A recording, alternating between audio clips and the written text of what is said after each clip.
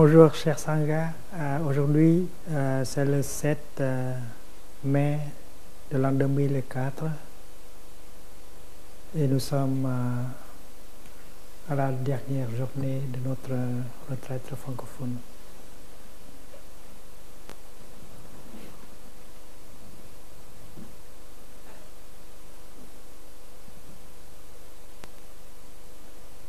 Il y a un corps qui s'appelle le corps de précepte, corps d'entraînement. Et c'est une chose qui existe dans chaque personne qui pratique et qui vit selon les 5 entraînements à la pleine conscience. Et dans le bouddhisme, on appelle ce corps-là aussi de la matière. Le mot sanskrit, c'est Shilakaya.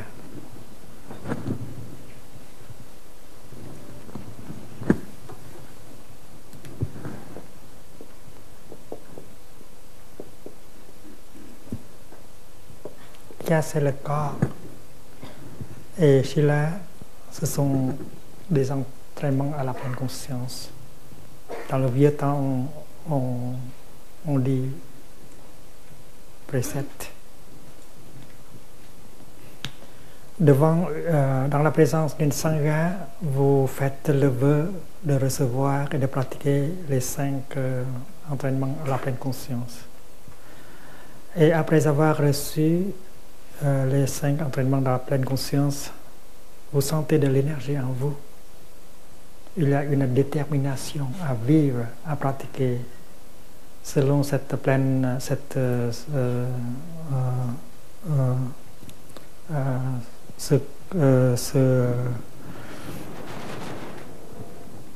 désir-là. Et cette énergie est appelée Shilakaya, le corps de Shila. Shila, c'est-à-dire les préceptes, les entraînements à la pleine conscience. Quand on vous regarde, on ne peut pas voir ce corps, mais ça existe. Et c'est parce que c'est une énergie qui vous protège, qui vous montre le chemin, qui vous empêche à faire des erreurs et de créer de la souffrance, qui vous pousse dans le bon chemin. Et cette énergie-là, il faut la cultiver. C'est parce que cette énergie-là, c'est l'énergie du Bouddha, du Dharma et de la Sangha. C'est pourquoi la récitation des entraînements est très nécessaire. Et puis on doit apprendre, on doit regarder, étudier en profondeur pour pouvoir comprendre mieux la nature de chaque entraînement. Et on doit participer dans les discussions de Dharma pour pouvoir trouver des moyens plus efficaces afin d'appliquer ces enseignements dans la vie quotidienne, la vie individuelle et la vie collective.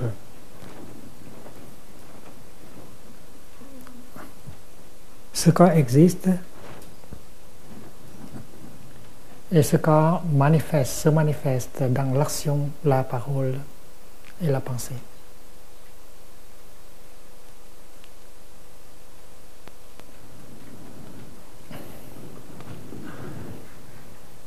Il y a 2 sortes de matière.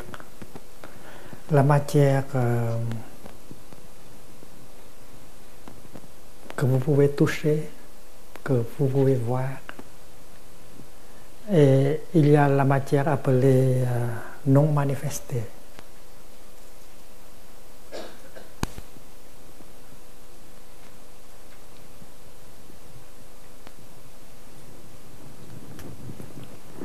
Vishnati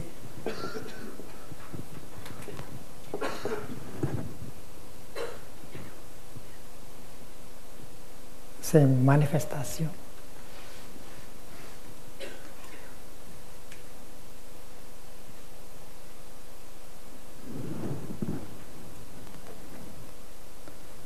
Et Avishnapti, c'est-à-dire que non manifestant, non manifesté. Avishnapti Rupa, c'est-à-dire la matière qui n'est pas manifestée mais qui existe en vous. C'est une forme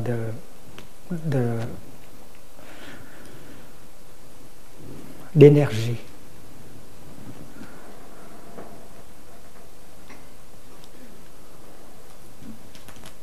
Alors, en étudiant, en pratiquant, en récitant les enseignements, on cultive cette énergie, on la rend de plus en plus forte.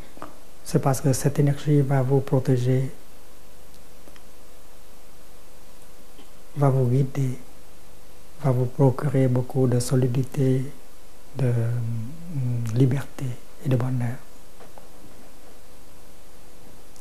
Et dans les communautés, on pratique ensemble la récitation et on participe dans des discussions sur les préceptes, sur les entraînements afin de pouvoir s'approfondir, approfondir la connaissance et trouver les moyens les plus habiles et pratiques afin de pouvoir les vivre à chaque instant de notre vie. Vous avez un corps de Shila qui vous protège. Et ce corps d'entraînement, c'est le Bouddha en personne, c'est le Dharma en personne, c'est la Sangha en personne.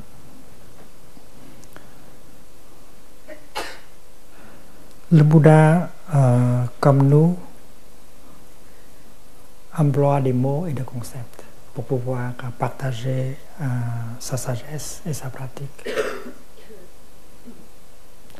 Mais le Bouddha n'est pas pris par n'est pas victime, n'est pas une victime des mots et des concepts.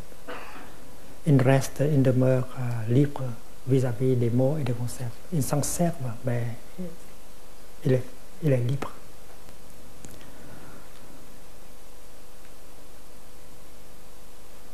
Quand par exemple je dis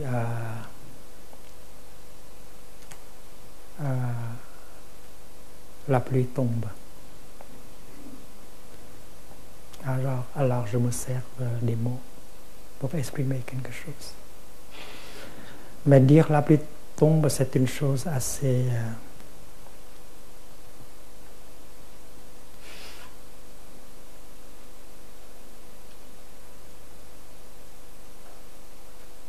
amusante.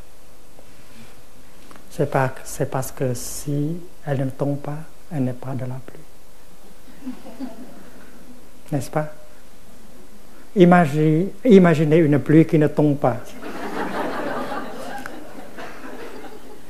C'est drôle, n'est-ce pas?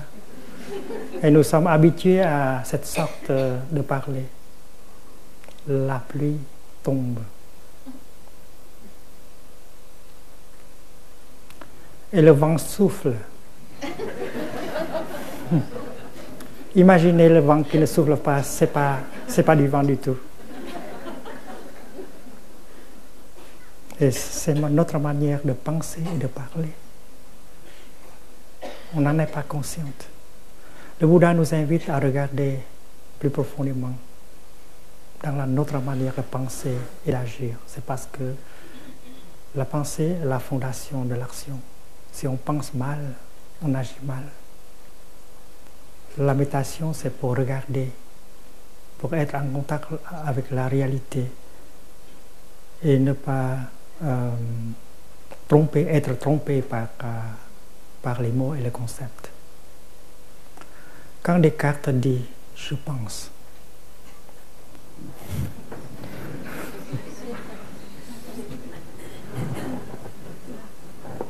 je pense.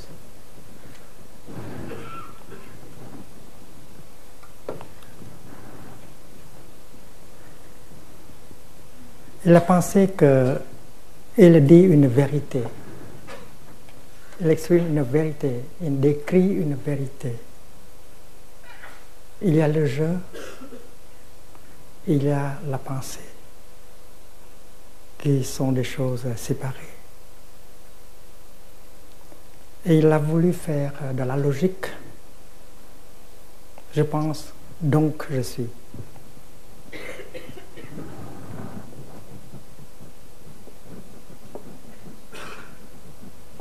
Donc il veut prouver l'existence d'un soi, appelé Descartes.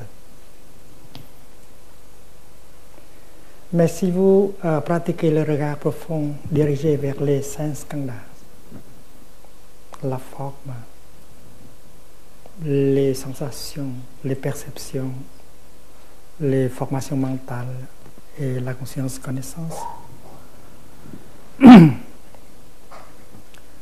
vous n'apercevez que des flashs de manifestation. C'est parce que la conscience, c'est une succession de formations mentales. La pensée, l'imagination, le désespoir, l'attachement, la pleine conscience, l'amour, la détresse, ce sont des formations mentales qui se succèdent. Et chaque formation mentale dure seulement dans une fraction d'une seconde. Je vous ai parlé du kshana. Kshana, c'est l'unité de temps utilisée dans le bouddhisme. Kshana.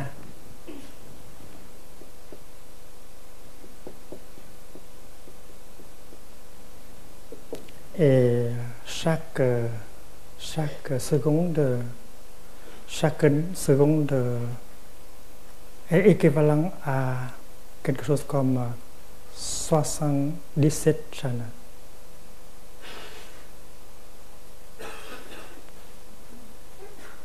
Une seconde. La seconde, c'est 0.013. Et dans le bouddhisme, par exemple, dans le bouddhisme Sarvastivada, c'est une école bouddhiste qui a régné, qui a existé au Cachemire pendant plus de 1000 ans. Vous savez qu'au temps de l'empereur Ashoka, il y avait une vingtaine d'écoles bouddhistes. Et parmi eux, le Sarvastivada et le Vibhajavada. Le Sarvastivada enseigne que les choses existent, tous les phénomènes existent, mais une seule chose n'existe pas, c'est le soi.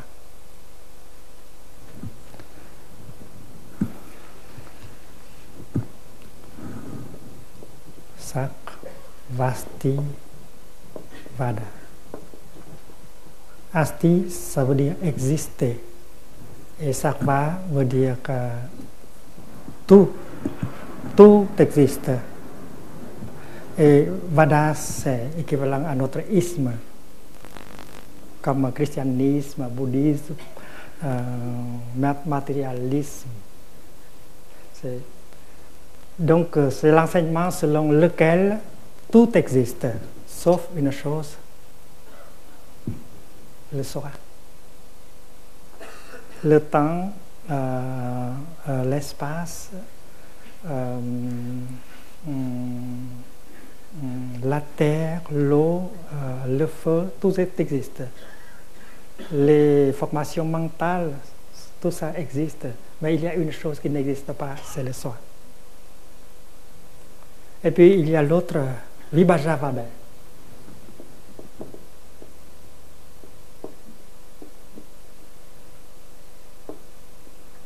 Qui avait une tendance d'analyser les choses. Le Vibhajavada Vibhajravada est devenu le Theravada assez lent maintenant. À l'époque, l'empereur Asoka était en faveur de la deuxième école. C'est pourquoi les maîtres du Sarvastivada ont quitté le lieu pour aller dans le nord, dans le Cachemire. Et là-haut, on a établi une tradition très forte, très nombreuse. Et c'est l'école de Sarvastivada. L'école de Sarvastivada enseigne que tout existe, mais seulement dans une chana, dans un flash. Et puis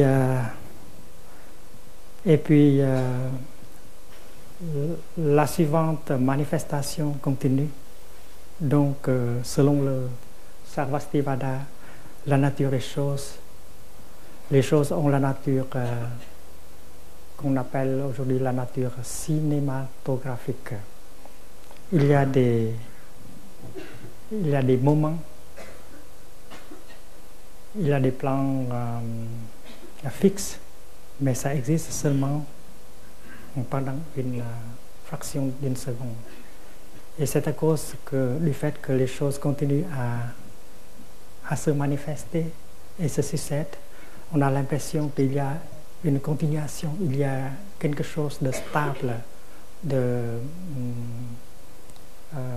continu. Mais en fait, la naissance et la mort arrivent à chaque moment de la vie quotidienne. C'est-à-dire que dans une seconde, les cellules du corps changent, meurent et naissent plusieurs fois.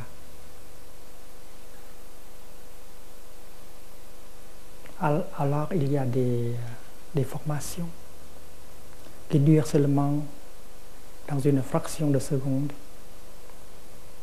Et non seulement la conscience est comme ça, mais aussi les sensations, les perceptions, et le corps est comme ça aussi.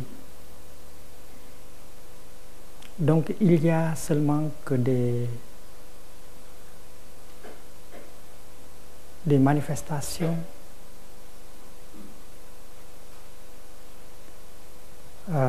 qui existent seulement pendant une fraction d'une seconde. Il n'y a pas quelque chose de durable, il n'y a pas de soi. Donc quand on regarde dans sa conscience, dans ces instants-là, on voit que ce qui existe, c'est seulement des formations qui se succèdent. Et si Descartes voit cela, il n'aurait pas dit que je pense. Il y a la pensée. Il y a la pensée, bien sûr.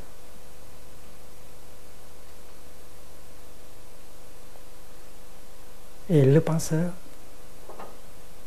c'est la pensée. Hors de la pensée, il n'y a pas de penseur. Comme quand on dit le vent souffle, si on enlève le soufflement, il n'y a pas de vent. Quand on dit la pluie tombe, si on enlève le verbe tomber, il n'y a pas de pluie. Donc, selon l'enseignement du bouddhisme, il n'y a qu'une succession de formations mentales. Il n'y a pas de soi.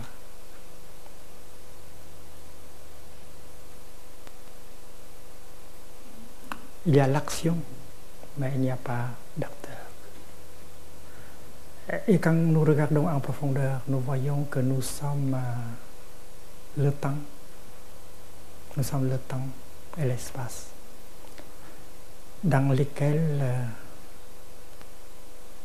un film se déroule. Et nous sommes le metteur en scène de ce film-là. Et nous sommes en même temps le sujet du film. Et nous sommes le film.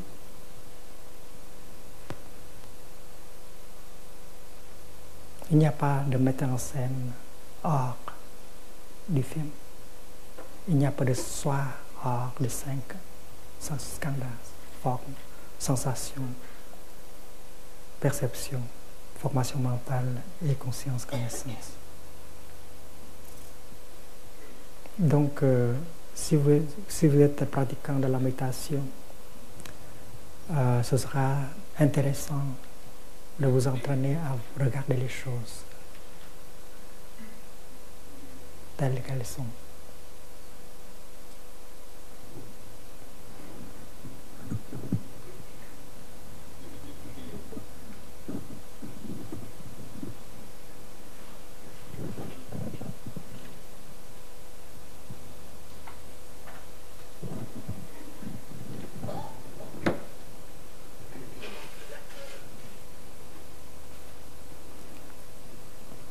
Quand Descartes dit « je pense, donc je suis », on peut lui demander « vous êtes quoi ?»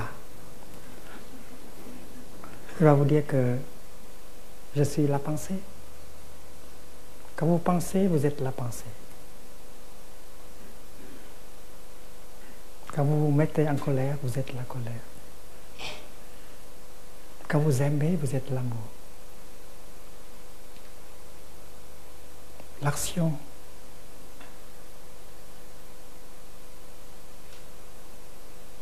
c'est la manifestation, c'est la substance. Donc il y a l'action, il n'y a pas d'acteur. Il n'y a pas l'acteur qui existe séparément de l'action. Donc il y a la détresse, il y a la joie, il y a l'amour, il y a tout. Et tous ces phénomènes succèdent l'une à l'autre. Donc c'est pourquoi j'ai dit que nous sommes le metteur en scène du film, mais nous sommes le film même. Et nous sommes aussi le temps et l'espace dans lesquels le film se déroule. Nous sommes le sujet du film, nous sommes le metteur en scène et nous sommes le film même. Et nous sommes responsables. C'est parce que chaque moment de notre manifestation, si on le gère bien, alors il aura une continuation. Ça va déterminer la valeur de la continuation.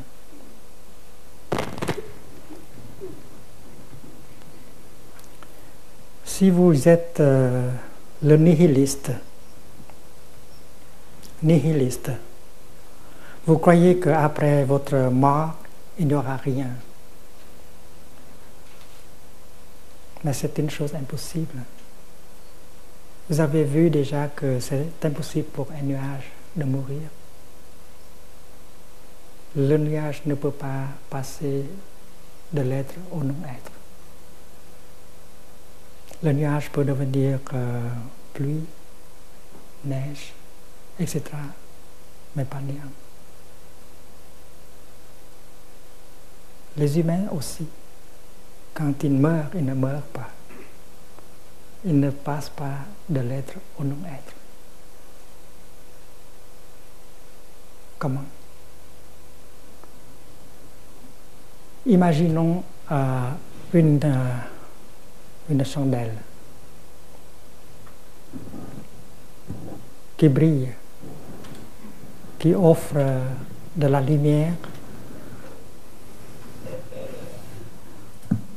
de la chaleur et du parfum.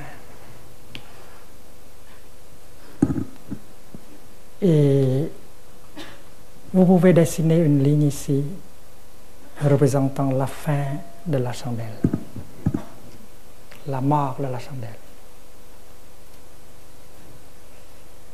Et vous avez l'intention de croire qu'après ce point, après mort, il n'y aura plus de chandelle, il n'y a plus de bougie.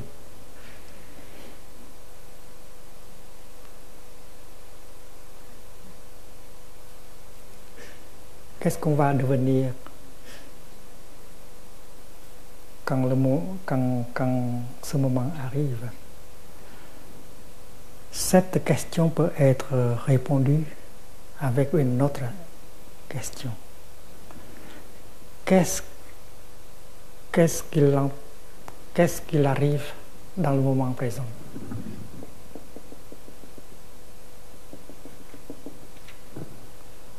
Donc, on peut revenir au moment présent et poser la question, qu'est-ce que je deviens dans l'instant présent? Ce qui se passe dans l'instant présent? C'est la mutation. C'est parce que être, c'est devenir.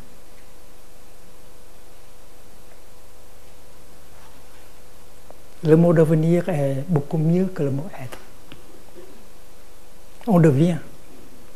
C'est parce que le mot devenir suggère l'idée de l'impermanence.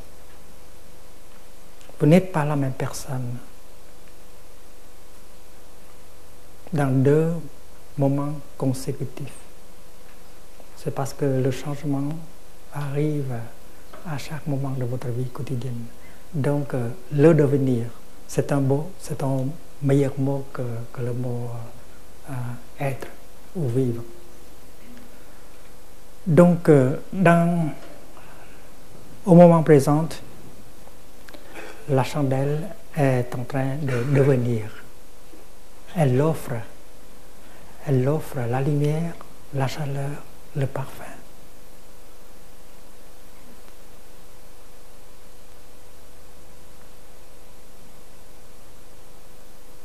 Et la personne que nous sommes, dans le moment présent, on s'offre en termes de pensée, de parole et d'action. Votre pensée, c'est vous. Après avoir émis une pensée, vous êtes la pensée, et la pensée est votre continuation. Et cette pensée peut aller très loin dans le futur. Après avoir dit quelque chose ou écrit quelque chose, vous devenez cette chose dite et écrite, et ça va continuer très long dans le passé. Après avoir fait quelque chose, cette action va engendrer des choses dans le présent et dans le futur. Et on appelle cela 3 formes de karma. Karma, c'est-à-dire action.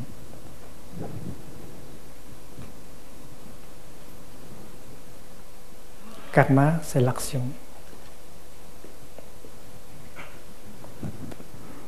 Quand on parle du karma hetu, c'est karma comme cause. Et karma phala, c'est karma comme effet, comme rétribution. Ici, on parle du karma comme cause, comme l'offrande, comme le partage. Il y a l'émission d'une pensée. La pensée est caractérisée par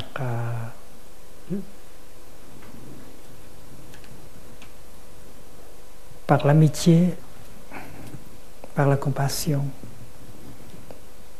par la compréhension. C'est une bonne pensée et vous allez continuer avec cette bonne pensée. C'est votre continuation.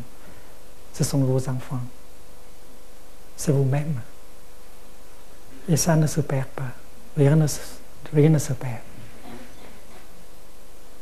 Donc c'est votre continuation.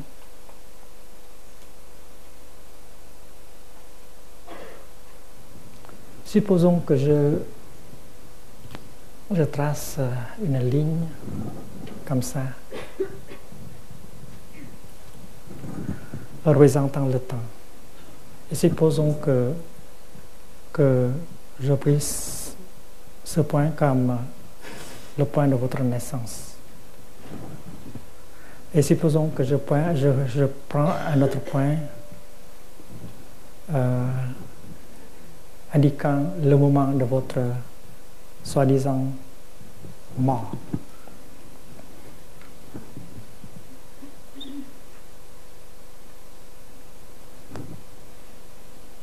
Alors la plupart des gens ont tendance de penser qu'avant le point N, il n'y avait rien.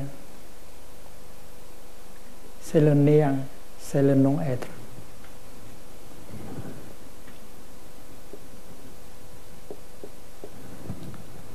Et on commence à être à partir du point N. Et on peut continuer à être jusqu'à qu'on arrive au point M. Et après cela, ce sera le non-être, une fois de plus. C'est notre manière de penser. Mais nous avons scrutinisé, nous avons essayé de regarder en profondeur dans un nuage. Et nous avons vu qu'avant que le nuage se manifeste en tant que nuage, il a été quelque chose, comme la chaleur, comme la rivière, comme l'océan. C'est parce que du néant, on ne peut pas passer à l'être. Du non-être, on ne peut pas passer au non-être. Donc, ce n'est pas vraiment une naissance. C'est une nouvelle manifestation. C'est une continuation. On doit s'entraîner à regarder les choses comme cela pour pouvoir sortir de la peur du néant. Et on a vu que c'est impossible pour un nuage de mourir, de passer de l'être au non-être. Alors si on a le regard profond, on va pouvoir reconnaître le nuage dans les autres formes. Donc il y a seulement une continuation de manifestation. Et la réalité s'échappe du concept de l'être et du non-être. Donc si vous êtes nihiliste, vous pensez qu'il n'y aura rien après le point M, et vous avez tort. Rien ne se perd. Dans le cas contraire, vous voulez être un éternaliste.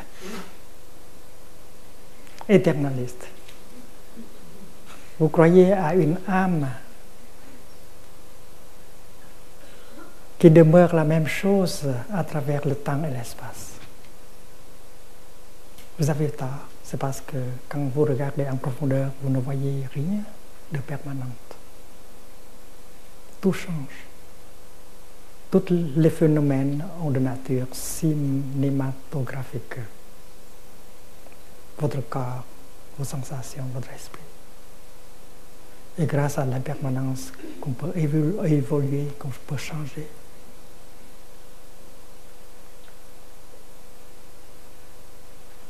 Imaginez un régime totalitaire. Et s'il n'y a pas d'impermanence, on doit subir cela pour toujours et toujours. Imaginez la maladie. Si la maladie n'est pas impermanente, on n'a pas l'espoir de guérison. C'est pourquoi l'impermanence, c'est quelque chose de merveilleux. C'est grâce à l'impermanence que la vie devient possible. Si les choses ne sont pas impermanentes, la graine de maïs que vous semez ne peut jamais devenir une plante de maïs pour vous offrir des épis de maïs. Donc il faut dire vive l'impermanence.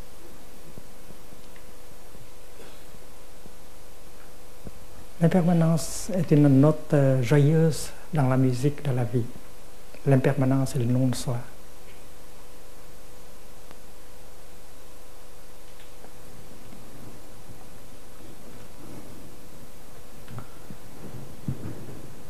Maintenant, je vous invite à regarder un peu plus près. Cette ligne qui vous représente, cette ligne que vous croyez comme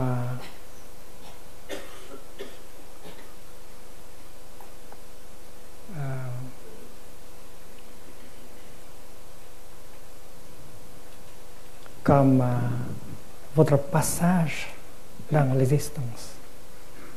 Et vous imaginez que vous êtes cette ligne-là.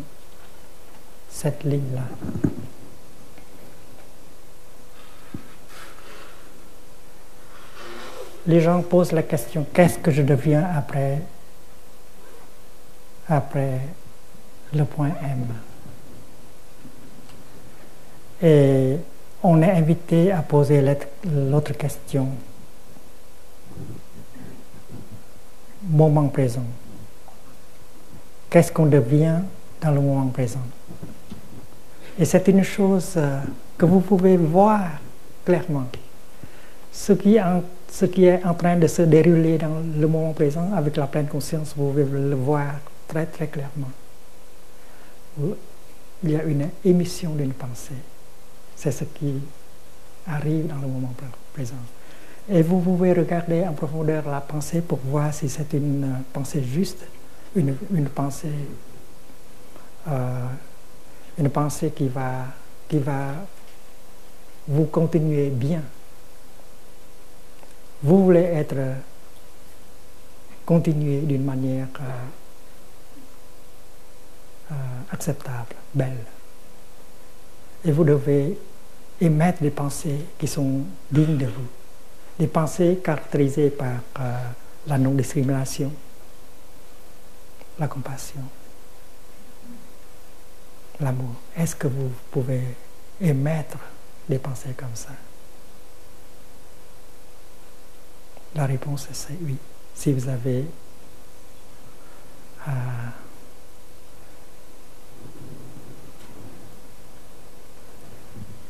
si vous en avez le désir.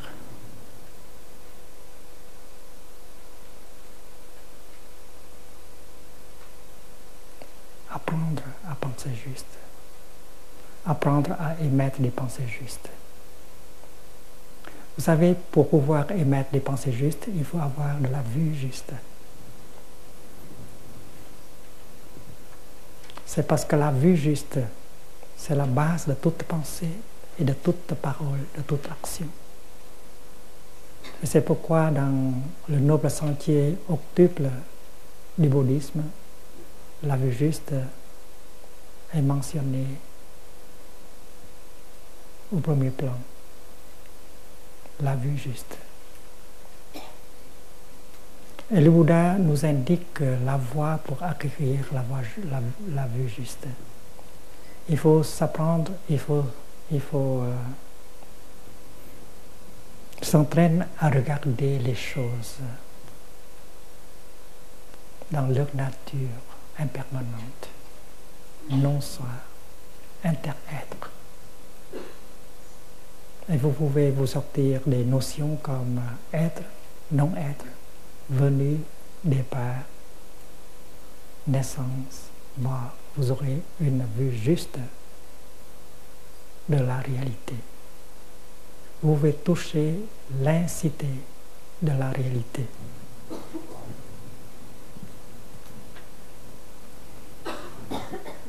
Ainsi, l'incité, sachness de la réalité telle qu'elle est, la réalité qui ne peut pas être décrite en termes d'être et de non-être, de naissance et de mort.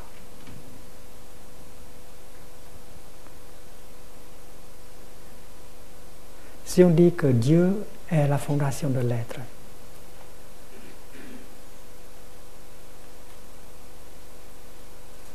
alors on doit poser la question, qui est la fondation du non-être?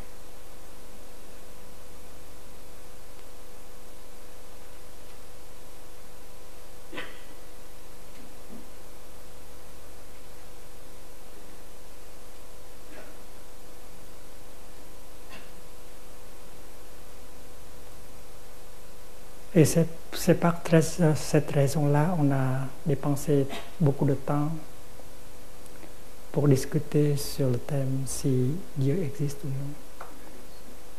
Si Dieu est la réalité ultime, la réalité en soi, les notions comme être et non-être ne peuvent pas le décrire. Donc dire que Dieu existe ou Dieu n'existe pas, c'est drôle. C'est parce que vous pouvez classifier Dieu dans la boîte de l'être.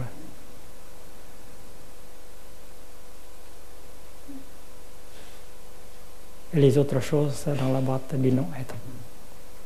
C'est parce que Dieu, c'est l'absolu, la réalité telle qu'elle est. Et les notions comme être et non-être ne peuvent pas appliquer à Dieu. C'est pourquoi c'est une perte de temps de discuter sur le problème si Dieu existe ou non. Donc l'incité, c'est la réalité telle qu'elle est.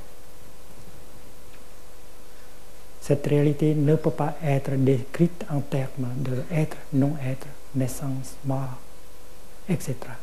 Et c'est le nirvana. C'est nirvana, c'est l'extinction de toutes les notions. Toutes les notions.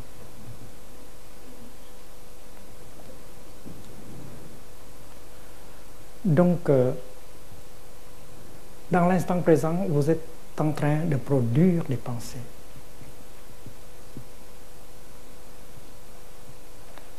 Et vous avez cette volonté, ce libre arbitre. Vous pouvez décider. Je décide de ne émettre que des pensées justes. Des pensées qui sont caractérisées par la compréhension, par la fraternité, par l'amour, et non pas par la haine et le doute. Et c'est une pratique. Et vous n'avez pas besoin de venir dans un centre pratique pour pratiquer. Quand vous conduisez la voiture, quand vous lavez la vaisselle, vous pouvez pratiquer le regard profond dans les choses. Et vous êtes au courant du fait que vous êtes en train d'émettre des pensées. Posez cette question. Est-ce que la pensée que je viens d'émettre est une bonne pensée, est une pensée juste, une pensée qui va de pair avec la compassion? Sinon, ce n'est pas une bonne continuation pour moi. C'est parce que mes pensées sont ma continuation. Vous savez déjà que la pensée a un pouvoir formidable. La pensée peut changer la vie d'une personne. C'est de l'énergie. Et c'est l'énergie que vous créez. Et l'énergie de la pensée, c'est votre continuation. Et ça ira très loin dans le futur. C'est votre continuation. Et c'est le premier aspect de votre karma, c'est votre action. La pensée, c'est une action. L'action de base.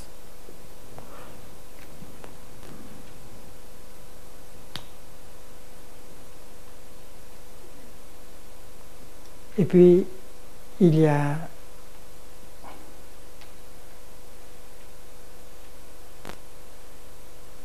ce discours prononcé en parole. C'est parce que la pensée, c'est aussi un discours. Il y a le discours prononcé par la bouche. Et ce que vous dites,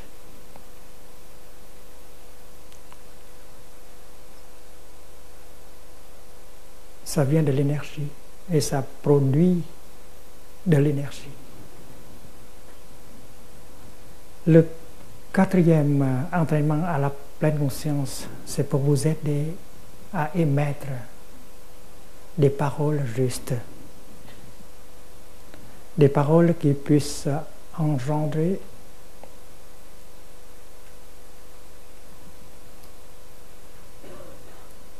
l'espoir, la confiance en soi.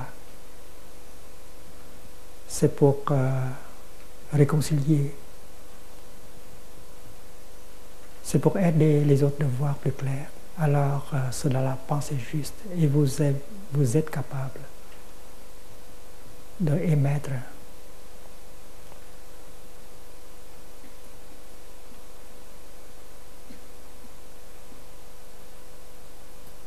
de la pensée, de la parole juste. La parole juste est caractérisée par la fraternité, par la compassion, par le désir d'aider les autres. Et vous savez que vous avez la capacité de parler ainsi. Et il faut cultiver à parler pour que la parole soit juste. Et votre parole, c'est votre continuation. J'ai beaucoup parlé, j'ai beaucoup écrit, j'ai pratiqué la parole juste. J'ai des amis qui me lisent, qui m'écoutent. Et ce que je dis, ce que j'ai écrit, je veux que cela puisse, comme une pluie, arroser les graines positives dans chacun de mes lecteurs, de mes amis. Je sais que dans la conscience de tréfonds de chaque personne, il y a des semences de l'amour, de la compassion, de la joie, de la compréhension. Alors ce que je dis, ce que j'écris, je veux que cela arrose ces graines-là pour qu'elles puissent pousser, germer, pousser et apporter des fleurs et des fruits. Et la parole juste, c'est ce que je pratique chaque jour. Je ne veux pas dire une chose qui transporte en elle la colère, le désespoir, la vanité, le jugement. C'est ma pratique. Et vous aussi, vous êtes mes amis, vous pouvez aussi pratiquer cela. Vous prenez le vœu de ne dire que des choses justes, des paroles justes. C'est pas parce que vos paroles sont votre continuation, très loin dans le futur. Cultivez la parole juste. Le Bouddha, lui aussi, il a cultivé sa parole juste toute sa vie. Et le Bouddha continue jusqu'à aujourd'hui. Ses paroles continuent à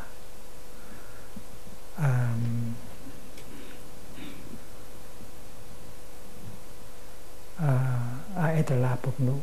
Le Bouddha est disponible dans l'instant présent.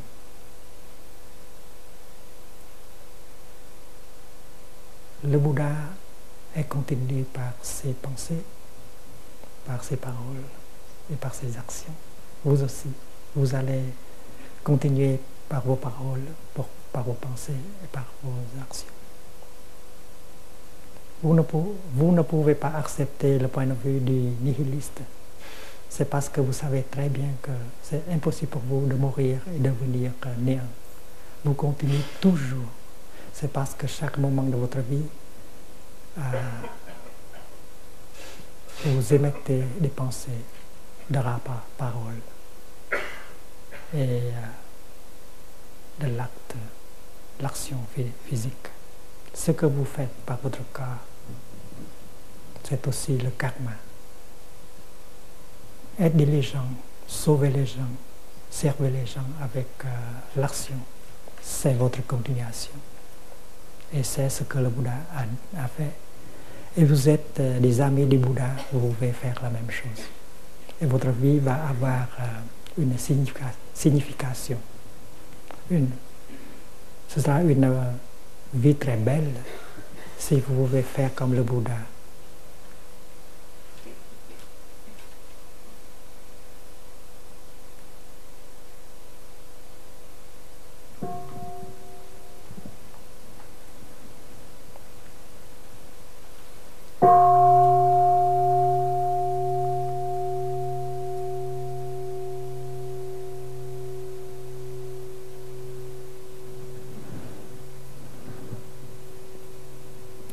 À chaque moment, vous recevez. À chaque moment, vous émettez.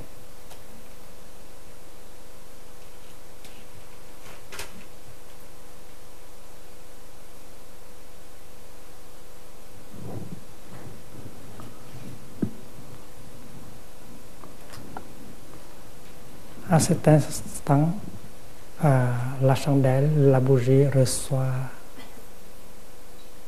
l'espace, l'oxygène, et elle produit de la lumière, de la chaleur, du parfum. En ce moment-ci, vous recevez de l'air aussi, vous recevez de la lumière, vous recevez de la parole du Bouddha, vous recevez l'amour de la Sangha. Ce sont des inputs que vous pouvez reconnaître en ce moment. Avec la pleine conscience, vous voyez que vous êtes en train de recevoir. Et comme on reçoit, on offre, on émet, c'est comme une radio, station de radio. Vous émettez quoi? La parole. Vous émettez quoi? Les pensées. Vous émettez l'action. Alors, il faut apprendre à penser que vous n'êtes pas seulement ce corps qui va se dégrader vers sa fin. Il faut se voir aussi, il faut voir sa propre continuation en termes d'énergie, en termes de pensée, de parole et de l'action. Et même si ce corps cesse d'exister ici, vous continuez toujours dans le futur. Donc vous savez que vous n'êtes pas un nihiliste, mais vous n'êtes pas un éternaliste non plus. C'est parce que vous avez la sagesse de l'impermanence et du non-soi.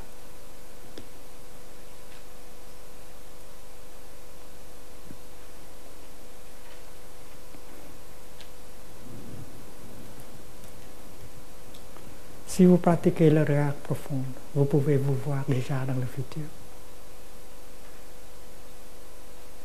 On dit que le futur n'est pas encore là, mais vous pouvez déjà toucher le futur. C'est parce que vos pensées, vos paroles, vos actions sont déjà le futur. Et vous pouvez voir la qualité de votre continuation.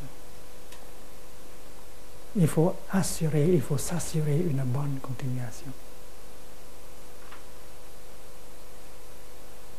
On peut parler de la continuation en termes de renaissance, des choses comme ça. Mais la naissance et la mort arrive à chaque moment. Pour que la naissance soit possible, la mort doit être là. Et la mort, c'est une condition favorable pour la naissance, pour la continuation. Si le grain meurt, il n'y aura pas de plante. Donc cette mort est très importante. Et on meurt à chaque moment. On doit apprendre à mourir à chaque instant pour qu'on puisse renaître à chaque instant.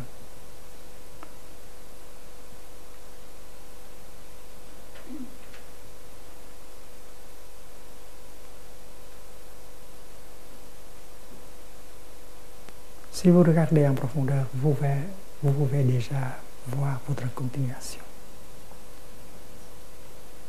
Si dans le passé vous avez émis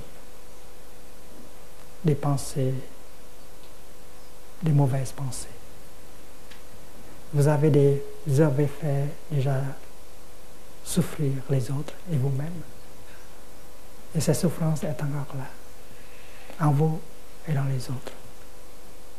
Alors on doit faire quelque chose pour changer. On doit faire la détermination à de ne plus émettre telle pensée.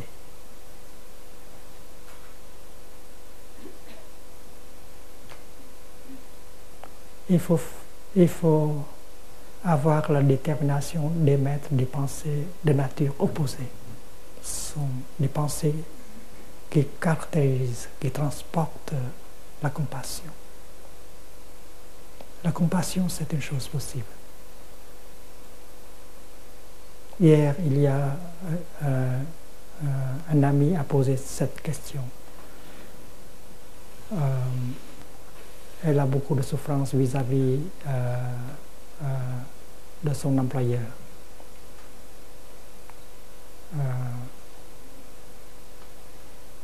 Son employeur a utilisé la menace pour qu'elle travaille plus.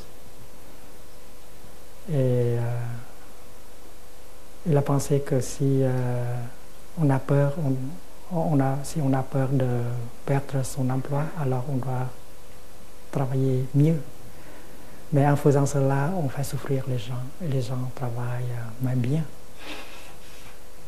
Alors, qu'est-ce que je dois faire pour ne pas souffrir si j'ai un employeur comme cela? Je n'ai pas eu le temps de répondre à cette question. La réponse peut être donnée en termes de compassion. Vous pouvez regarder votre employeur avec compassion. Il a peur. Il a peur que ses affaires n'iront pas bien dans le futur. Et il souffre. Il ne voit que ce bonheur en termes de l'argent, de pouvoir. Tandis que vous, comme pratiquant, vous pouvez toucher le bonheur à chaque instant de votre vie quotidienne. Vous pouvez entrer en contact avec le ciel bleu, avec les oiseaux, avec la lumière du soleil, avec la sangha. Vous pouvez vous nourrir avec les joies quotidiennes de la pratique, mais votre employeur, il ne sait pas vivre comme ça. Il est habité par la peur.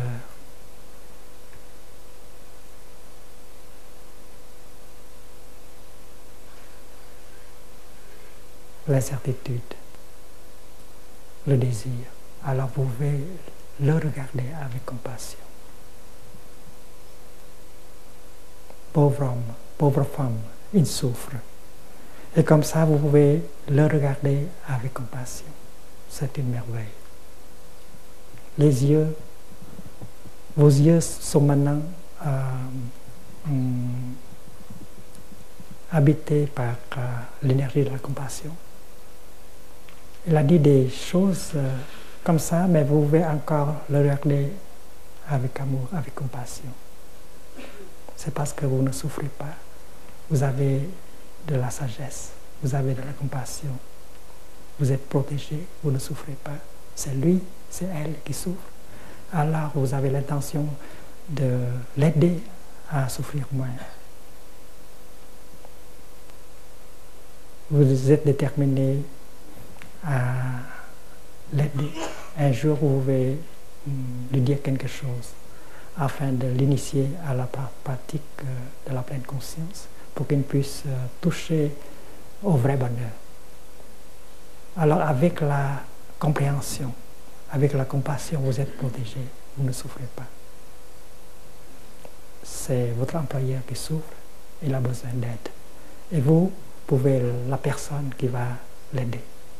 C'est l'attitude d'un bodhisattva.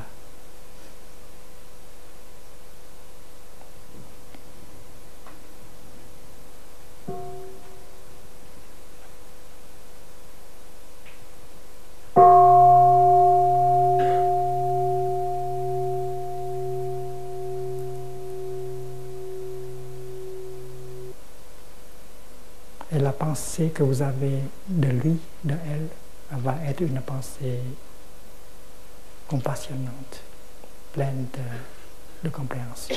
C'est une chose possible. Avec la respiration, en pleine conscience, vous pouvez rester vous-même en tant que pratiquant. Avec la marche méditative, vous pouvez rester pratiquante pour pouvoir toucher le merveilleux présent. Et si vous êtes protégé, vous ne souffrez pas et vous seriez dans la position d'aider les autres, d'en faire quelque chose. Vous appartenez à une sangha.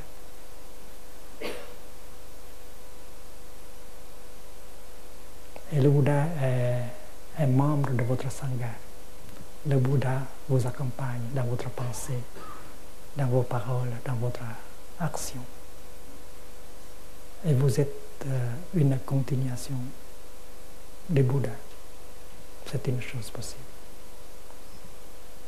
Au début, partiellement, mais avec la pratique, vous pouvez représenter le Bouddha, vous pouvez continuer le Bouddha. Nous tous, quand nous pratiquons la pleine conscience, la compassion, nous sommes la continuation du Bouddha. Nous sommes des Bouddhas. Il ne faut pas avoir du complexe. C'est possible de continuer le Bouddha au profit de l'humanité et des autres êtres vivants.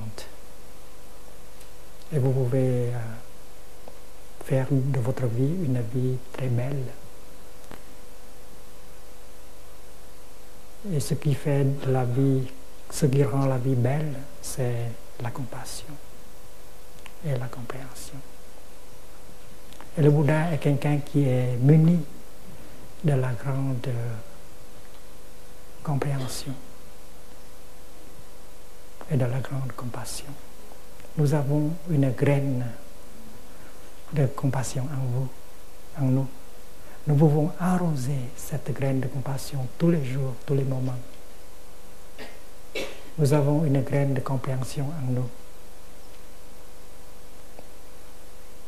La vue juste. Et il faut arroser par le regard profond chaque jour pour que la graine de la vue juste devienne de plus en plus importante. Et ces graines-là constituent la nature de Bouddha en nous. Souvenez-vous.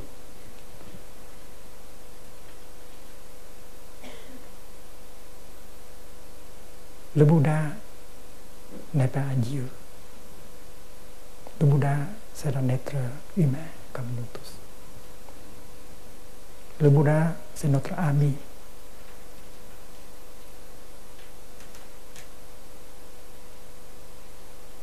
Il est notre enseignant. Il est notre compagnie de route. Il peut être toujours là pour nous. Et nous avons le Bouddha en nous. C'est parce que nous avons la nature de Bouddha en nous. Reconnu dans la graine de compassion qui est en nous. Reconnu dans la graine de compréhension qui est en nous. On ne peut pas nier le fait que cette graine merveilleuse est en nous. Ça abolit toutes sortes de complexes. nous pouvons être une continuation de Bouddha dans notre manière de penser, dans notre manière de parler, dans notre manière d'agir. C'est parce que notre pensée, notre parole et notre action seront notre continuation. Et c'est possible d'assurer une bonne continuation. Quand je regarde mes disciples, quand je regarde mes amis, quand je regarde le monde, je vois ma continuation dans le monde. Je ne vais pas mourir. C'est impossible pour moi de mourir. Je vais continuer pour très longtemps. Et je veux continuer d'une manière assez belle. C'est-à-dire qu'avec la pensée juste, avec le parler juste et avec l'action juste. Et ça peut se faire avec les 5 entraînements à la pleine conscience. Si vous pouvez appliquer les 5 entraînements dans votre vie quotidienne, vous allez transformer votre vie, la rendre belle et assurer une belle continuation. Je vous en assure.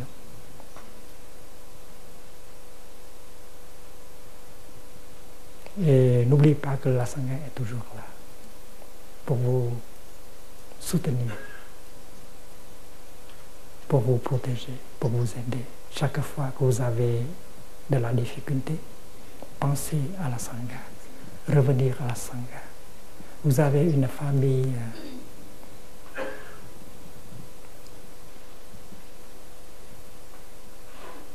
génétique, mais vous avez aussi une famille spirituelle.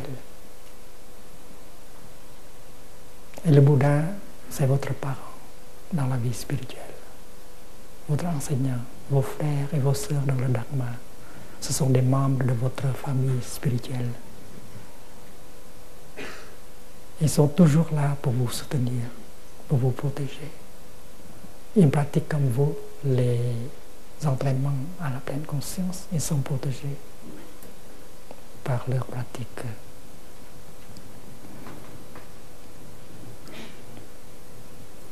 Quand vous marchez, faites comme le Bouddha. Portez l'attention sur la plante de votre pied et marche comme une personne libre. Vous touchez la terre avec votre talon. Vous êtes vous-même. Vous n'êtes pas emporté par quoi que ce soit. La jalousie, la peur, le futur, le passé. Vous avez votre souveraineté parfaite en marchant. Quand vous marchez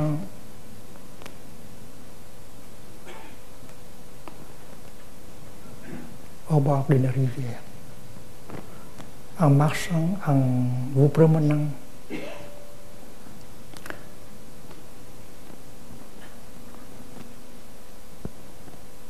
dans une ruelle,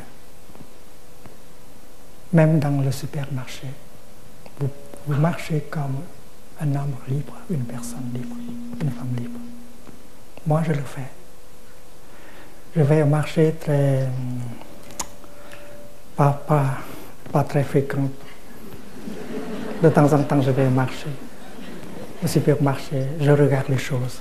Je n'achète pas beaucoup, je regarde beaucoup.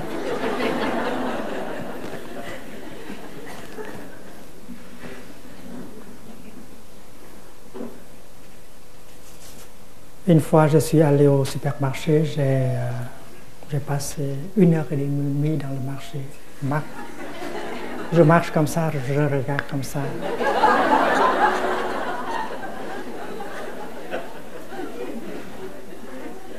Et quand je sors, j'emmène seulement avec moi une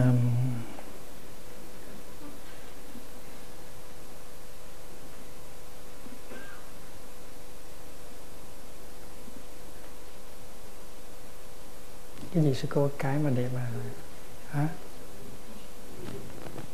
Une éponge. J'ai acheté seulement une éponge.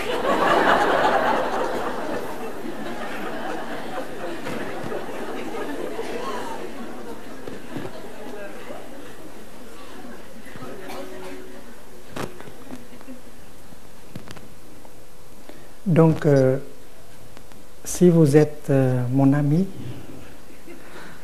âge large, je vous invite à marcher comme ça.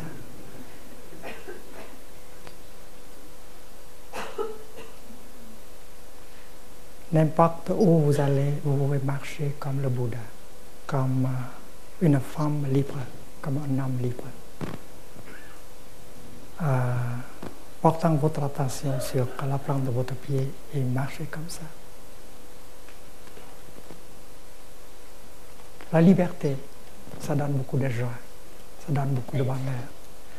Vous résidez dans le moment présent, vous êtes vous-même, vous avez l'entière souveraineté. La marche méditative, c'est une pratique magnifique et vous pouvez la faire n'importe où et n'importe quand.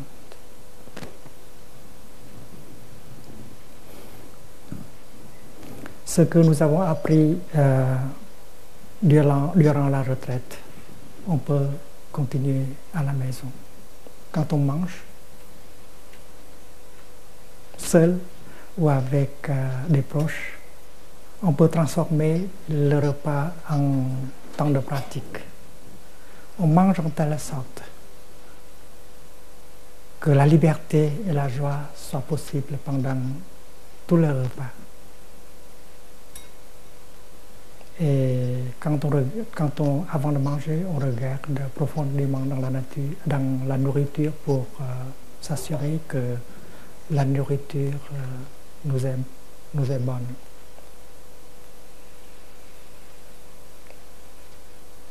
La consommation en pleine conscience. Ce que vous regardez à la télévision, ce que vous lisez dans les livres, dans les magazines, doivent être sélectionnés. C'est parce que vous risquez d'introduire de la poison dans votre corps et dans votre esprit.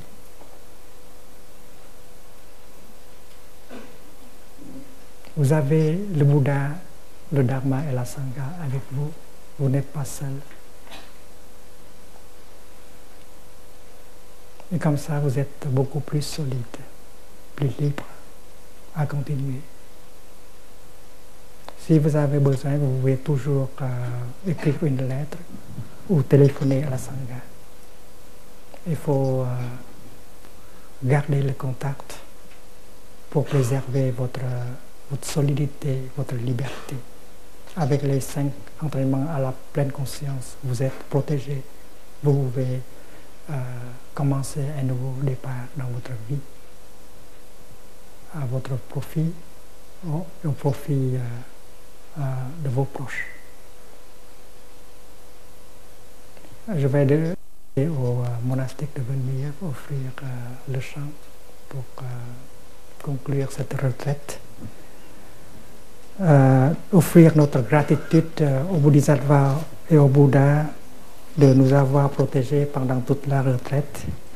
Je pense qu'il y a encore 5 versets à faire. On va continuer à la prochaine fois. Mời các thầy, các sư cô.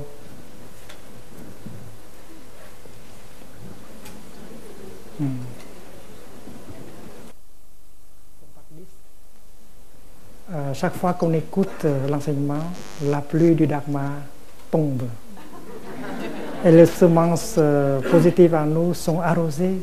C'est une très bonne pratique et très, très facile. Donc si vous aimez tel ou tel enseignement, vous pouvez vous procurer cela pour pouvoir écouter 1 fois, 2 fois, 3 fois encore. Moi-même, je le fais.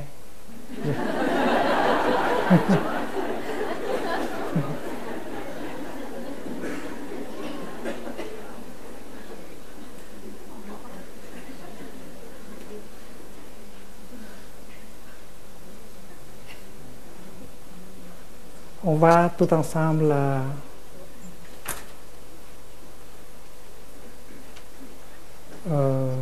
générer l'énergie de la pleine conscience en récitant le nom du Bodhisattva. Et nous sommes invités à nous détendre pour que l'énergie du Bodhisattva puisse entrer dans notre corps, dans notre esprit,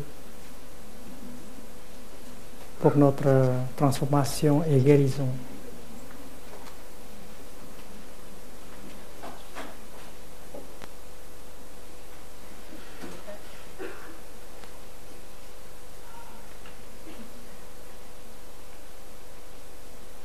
Les monastiques n'ont pas de place dans la salle, c'est pourquoi ils doivent s'asseoir ailleurs.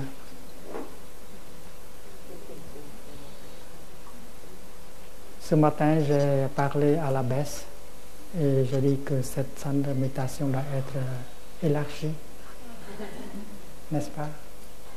Et si vous avez des idées, vous le dites à Sœur Đình Nghiêm.